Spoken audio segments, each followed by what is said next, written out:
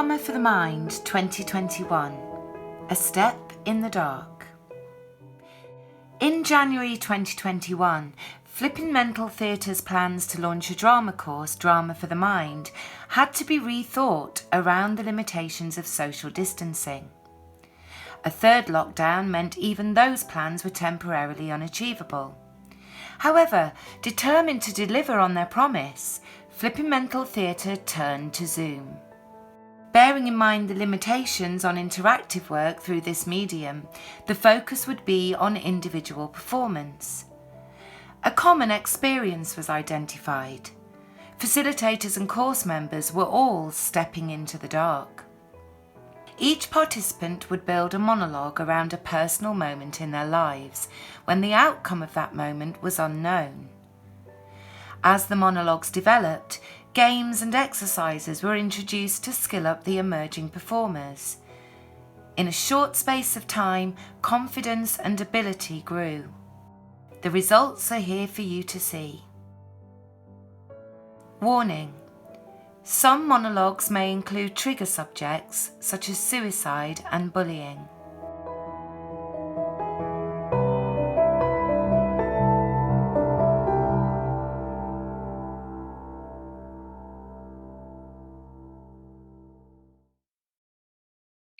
November 1961. I was 15 years old. I was fed up with school. I was fed up with where I lived. I was fed up with life. I longed to get away. The Merchant Navy seemed to offer a way out, and I applied to go to the Sea Training School. I didn't tell anyone, and then when the letter arrived with the interview date, I had an almighty row with my mum. "You're not running away to sea. You're staying here and taking your exams." It was the sort of thing I wanted to get away from. But I had no idea what I was letting myself in for. For the interview, I had to get across to the other side of London. Now, I'd been dreaming about sailing across oceans, but I'd never travelled that far before on the Underground on my own. From Putney Bridge to Aldgate East, my eyes were glued to the Underground map, all the way there in case I missed my stop. After an hour, I was there in London's Docklands. I found my way to the recruiting office. First, the medical. Eyes, ears, mouth, chest, drop your pants, cough. I felt his hand lingered a little longer than was absolutely necessary. You get a lot of that in the Merchant Navy. Then, "All right, son, tell me why you want to go to sea.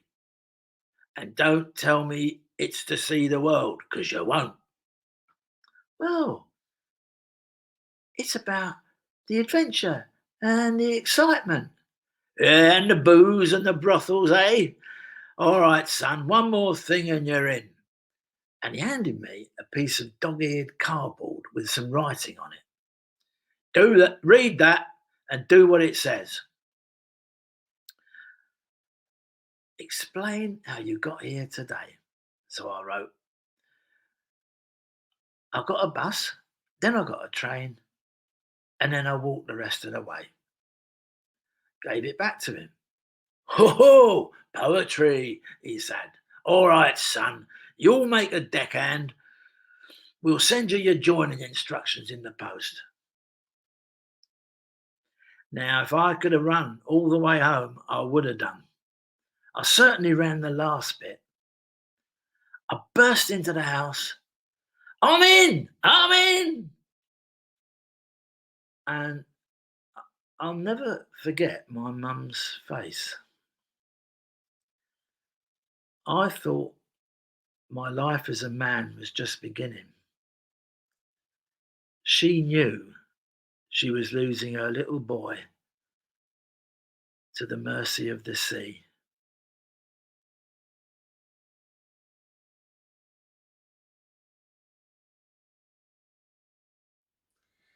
Are you sure? A question that runs through my life. Take my wedding day. Yes! My dad's priceless reaction to me getting married. I'd expected it. His response to my now husband when he'd first asked for my hand. You do know what you're letting yourself in for, don't you, mate? Are you sure?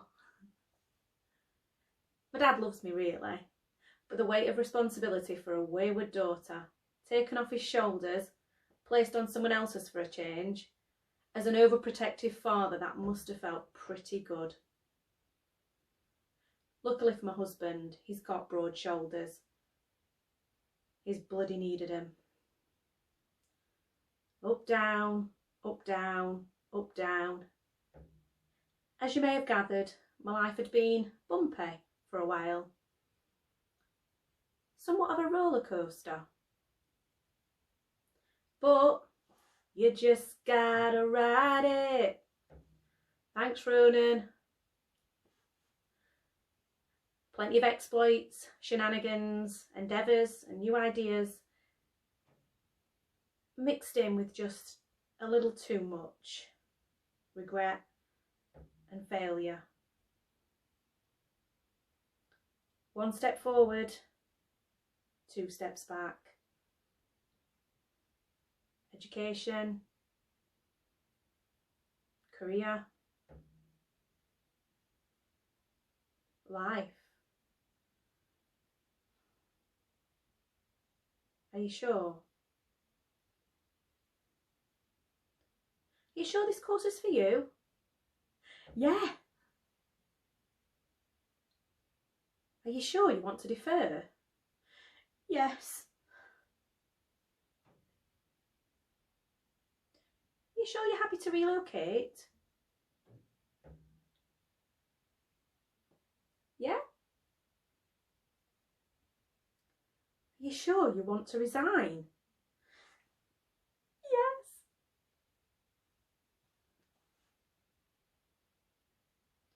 Are you sure you can cope this time? Yes.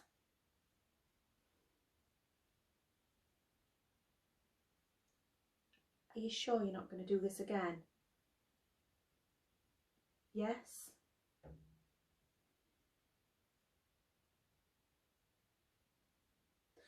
Finding out I was pregnant. Pregnant you are, Jem, I'm telling you. Been through this enough times with missus. It ain't a bug. Cheers, Dave, but no, not possible. That department's covered, thanks. All right, but I'm telling you. A few weeks later, and a yearly health check comes around. Before I go, you couldn't just check that I'm not pregnant, could you please? I know I can't be, but somebody is adamant at work and he's making me nervous. 10 minutes later, the sheepish looking nurse comes back into the room with 2 positive tests in hand.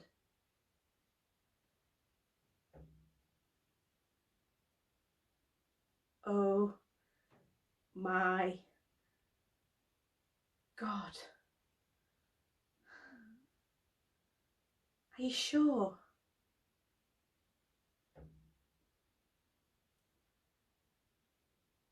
Up, down, up, up, down, down, down.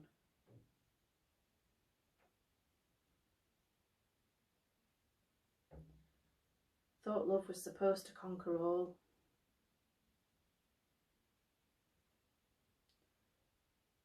Shouldn't having a child be the making of a woman? Are you sure you can do this, Gemma?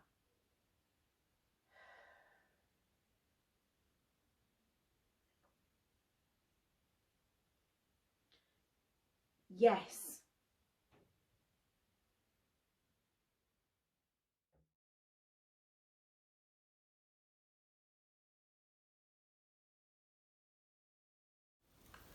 step in the dark. Catching the bus into town from Pittsmore, the same as I always do. Hang out in town, then back to Pittsmore, back to that gangster rapper lifestyle, the only lifestyle I know.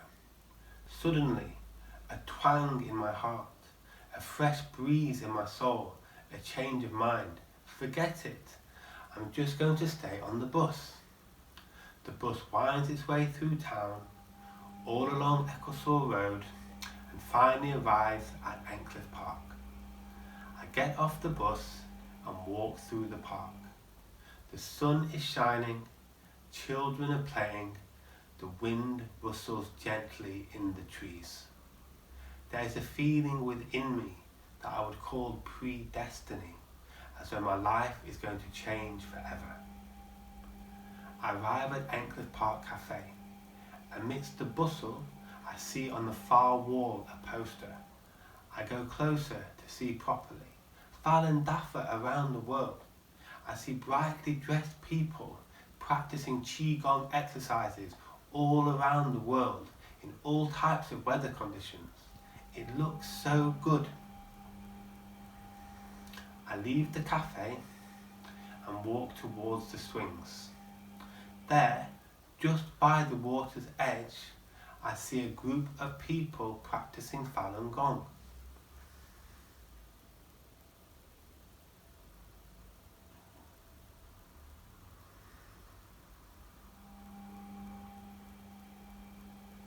Hi, I'm Justin. Would you like to learn the exercises? Justin showed me the gentle, slow-moving exercises, and I begin to relax.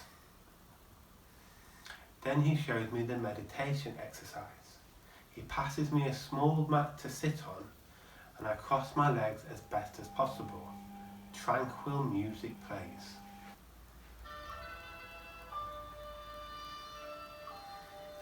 I begin to relax some more, thinking things over in my mind, thinking about my lifestyle. As the meditation deepens, I suddenly realise I don't want to be a gangster rapper. I don't want the fame, the money, the women, the violence. I want to be at peace. The meditation deepens and the gentle music plays. Ah, peace at last.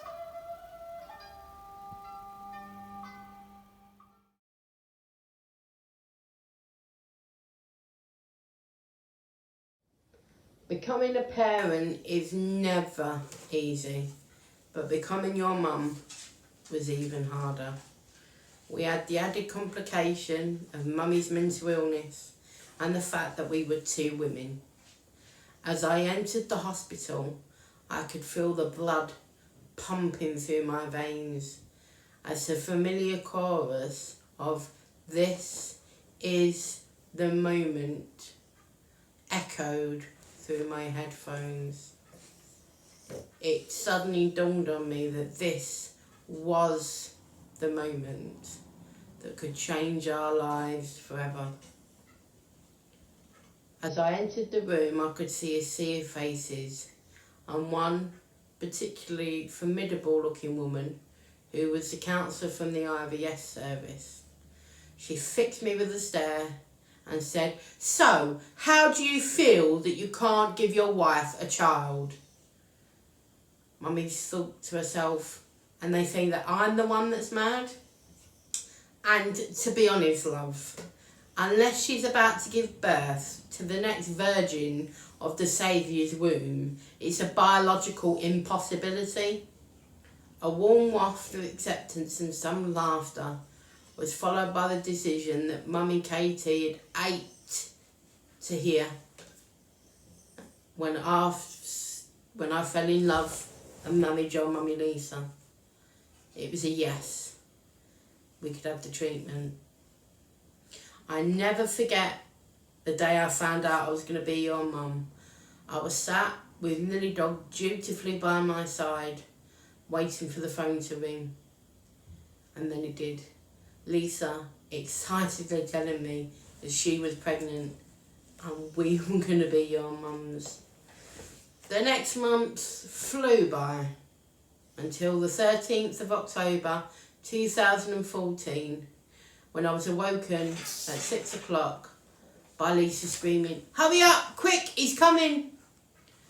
Still half asleep, I jumped out of bed, gathered all the hospital things together and made our way to the hospital. Your Auntie Barbara arrived shortly after. Everything was going smoothly until suddenly we were rushed around to the intensive care birthing unit because your heart had dropped like a stone. In the melee of doctors and midwives all rushing around to help you, Mummy felt a fear, one that she's never felt before and never felt since. I just wanted to scream, "Please save my baby!" But the words wouldn't come out. A loud splash and a cry, and there you were, my beautiful, perfect baby boy. The rest of the day passed in a blur of doctors and midwives and excited relatives coming to see you. Auntie Kelly arrived first, and then came Grandad Keith and Nana Noreen. Nana Noreen, as you now know, suffered with dementia, and she was trying to convince the midwife that we had pinched somebody else's baby. She couldn't understand how we had just had a little baby boy. Later that night, while Lisa slept, I sat in the darkness, cradling you in my arms. As I gazed into your crystal blue eyes, my heart swelled with love and trepidation. How could I be a good mum when my own childhood was peppered with dysfunction and abuse? Would I make the same mistakes my parents made? How could I provide a happy home when all my home knew was violence, arguments and sadness? I made you a promise that day. A promise that this time it will be different.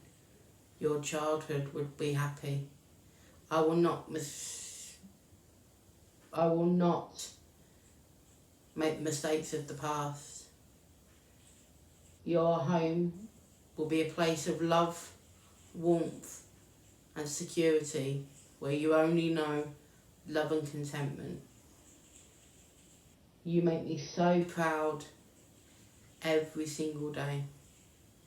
But baby, one day, Mummy Katie will be gone. But just call for me and don't be coy, because you'll never stop being Mummy's precious little boy.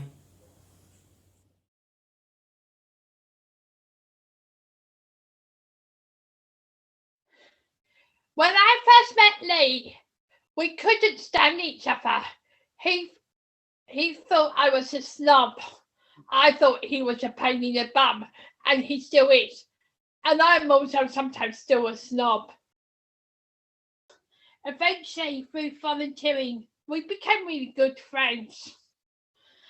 I was able to trust him and have a laugh with him because he has a good sense of humour, especially when he walks into things because he's blind.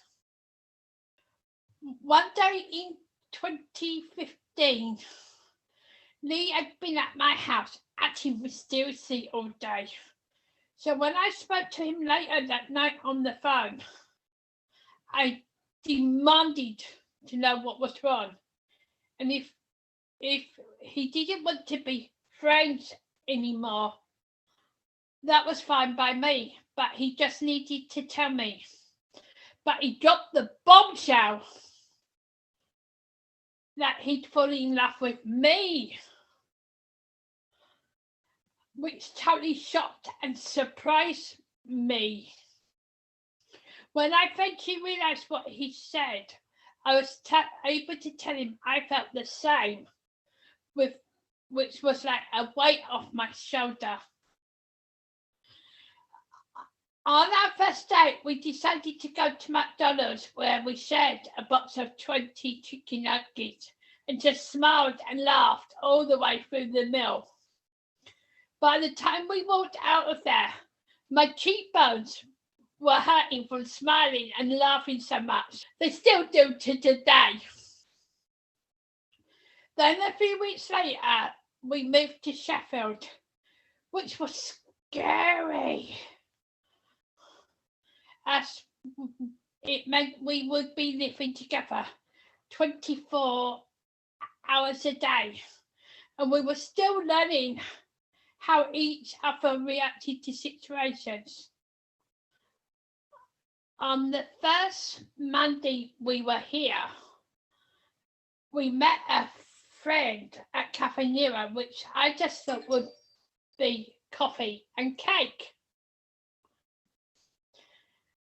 As we walked in, we could hear the hissing of the coffee machine and saw the scrumptious cake, which I chose one. After we had our coffee and cake, Lee went down on one knee. I thought, why is he being so stupid? Until he asked me to marry him. At first, I thought, does he know what he's letting himself in for? But I was excited and scared at the same time. Eventually, I said yes. And when he got back, we hugged each other. On the 12th of August 2017, it was a hot and sunny day, which was brilliant because it was the day I married the love of my life, Lee Bottomley. When the car arrived, instead of it being a Mercedes, it was a brand new Jaguar, which is one of Lee's favourite cars, which made me smile even more. We got married at Sheffield Town Hall. The room where we signed the register had a big old-fashioned desk, which made me realise I was committing the rest of my life to the one person who taught me that I am loved and cared for with my disability, and it's the best decision I have ever made, saying I do to Lee and you Bottomley.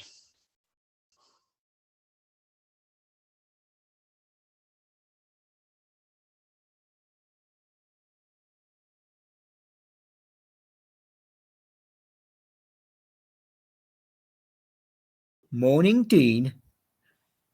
How are you? Piss off. My name is Luke Blake. I work for Ability Sheffield. I'm running a mentoring scheme for the newly disabled. Bollocks. Your social worker is concerned. She can kiss my ass. You were found at 3 a.m. in the morning at the bottom of a stairwell. Were you trying to kill yourself?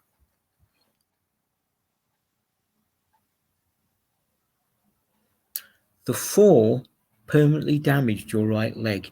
You need crutches to walk. Don't rub it in. Dean, you need help. Well, I don't want any. That's what they all say at first. Oh, do they? Dean, don't you remember me? Look at my face. No. We went to school together. I don't remember you. I remember you. I was a disabled kid, kept in the special unit, where all the different kids could be kept in one room. An easy target for bullies like you, Dean Ibbotson. What, me? Yeah, you.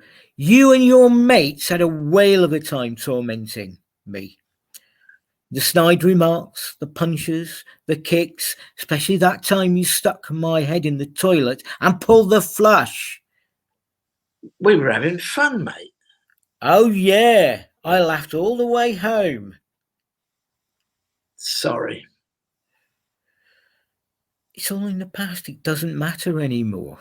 You're disabled now. How is it for you? Shit. Both cripples, eh? Both hopeless and pathetic. Or are we? While I was at university, you were drinking with your mates in the park. You're a social cripple, Dean. Bastard. You stayed alive. You got lucky. You got a second chance to change. You're facing your biggest fight in your life. You and your failing body. Something I've had to do all of my life. Can I give you some advice? You've got two choices. Either die like a dog in a ditch or come out swinging. Which is it to be?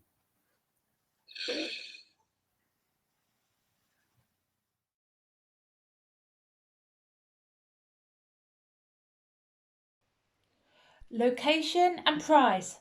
That's what they keep telling you on television. They're the main things. And that's what did it for me when I saw the advert in the local newspaper. Shared house with other professionals in a lovely house in Matlock Bath. £45 per week, including Wi-Fi, ensuite and heating. For more details, call Jen, Live Out Landlady, on 07891 394 973. Well, I knew it was time to move on, and things had taken a bad turn for the worst. I'd been living with an old friend. And don't get me wrong, I was very grateful. But she was much older than me, more a friend of my mum's. And you know, my house, my rules. I've lost my independence. Matlock Bath was much better for work. And the house was great. You could sit and watch the cable cars go up to the Heights of Abraham. There was a roaring fire, and when I got there, Jen said, I always keep this house nice and warm. What with the price, the location, the ensuite and the Wi-Fi, I said, I'll take it. Jen was a rather imposing lady, quite well built, rather muscular, and around 6'4" tall.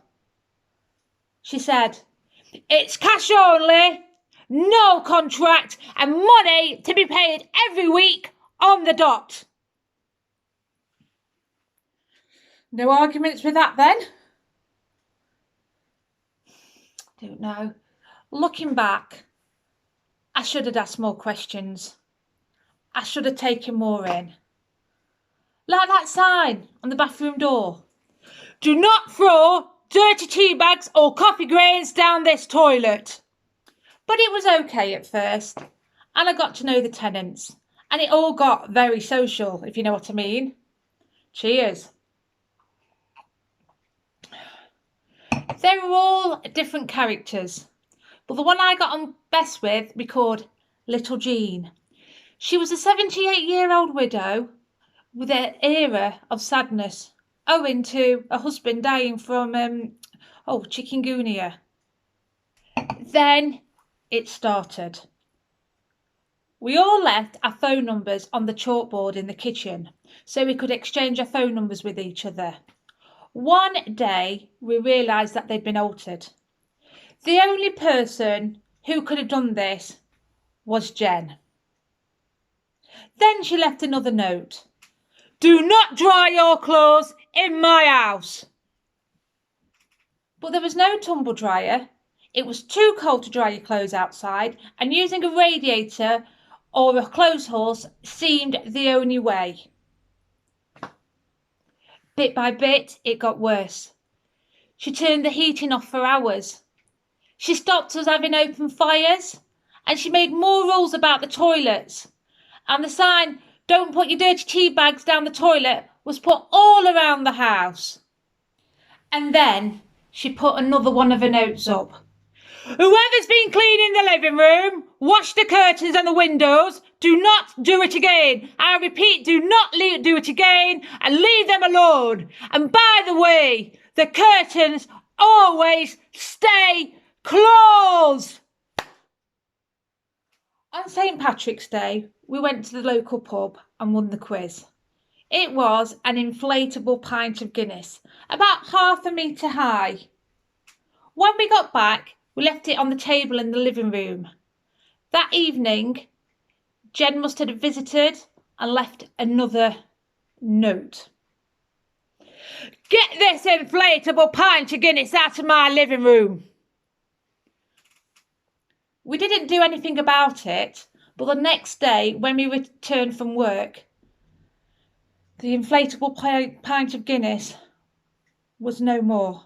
It had been stabbed with a large nail. It got worse. The heating completely packed in, and she kicked tenants out on a whim. She started letting rooms to, those, rootless people, who in turn, they were subletting to, rootless people. There were mattresses everywhere. Even the sofa was taken up by the landlady's daughter and boyfriend. And I swear, someone had been sleeping on my bed, when I was at work. A sex worker moved in, and open for business. And another tenant started taking washing in.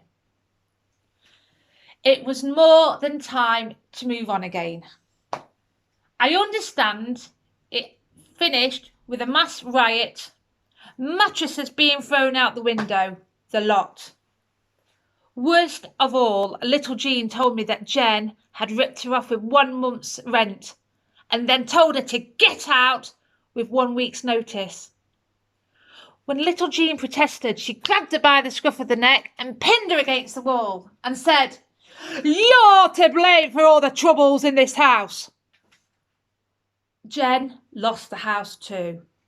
She was in a complete mess with the mortgage, and she shouldn't have been subletting in the first place. Me? Well, I moved to the Buddhist Centre in Matlock. Peace at last. And the only sign on the wall is do not look for a sanctuary except in yourself.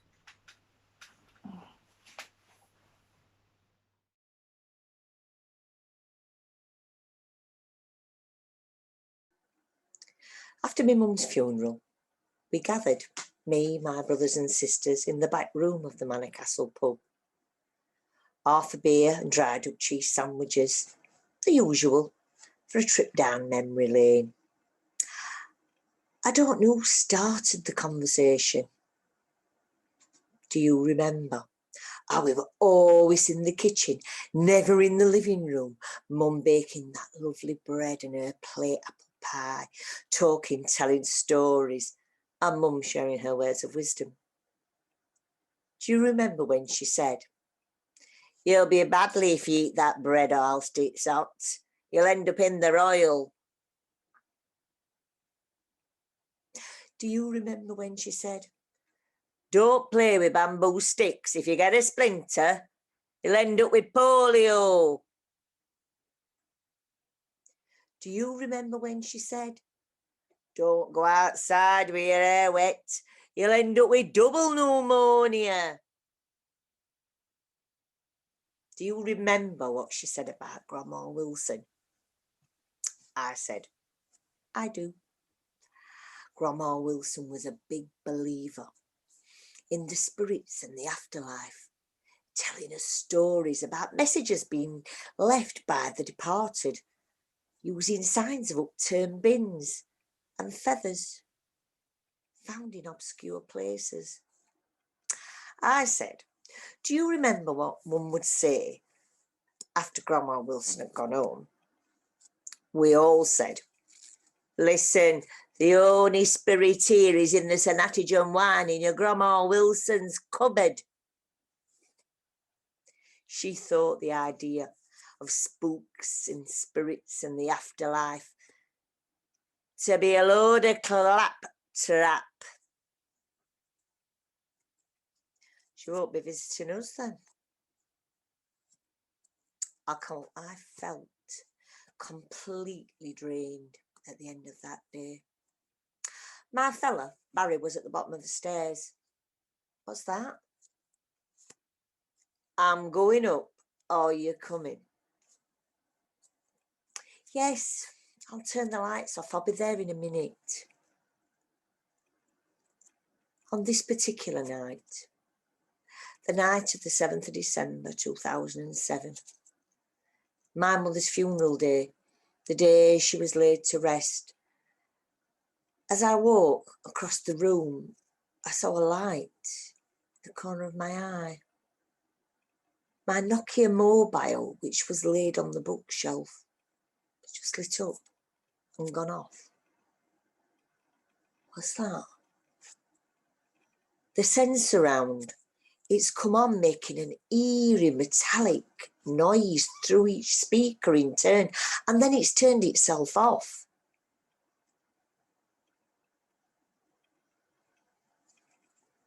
I think Mum's just said farewell from the other side. And I haven't even had a sip of St. Wine.